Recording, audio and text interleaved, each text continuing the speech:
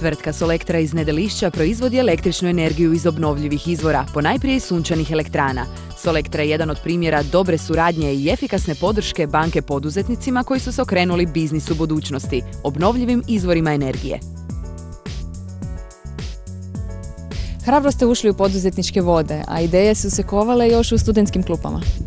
Upravo tako, Goran i ja bili smo cimeri još u Zagrebu kad smo studirali, Goran elektrotehniku, ja pravo, i već tada imali smo zajedničku želju upustiti se u poduzetničke vode. Zbog čega ste odlučili ovu sunčanu elektranu izgraditi upravo u Međimurju i po čemu je posebna? Evo, mi smo iz ovog kraja i htjeli smo dati svoj doprinos razvoju ovog kraja u ovoj relativno novoj grani energetike. Ovdje na ovoj lokaciji instalirana je elektrana s dvostim praćenjem sunca snage 30 kW, koja je prva takva elektrana u Republici Hrvatskoj. Posebno je po tome što konstrukcija omogućava praćenje sunca tako da je upad zračenja uvijek okomit na samo fotonaponsko polje, čime se postiže do 45% veća proizvodnja u odnosu na fiksne sustave iste snage.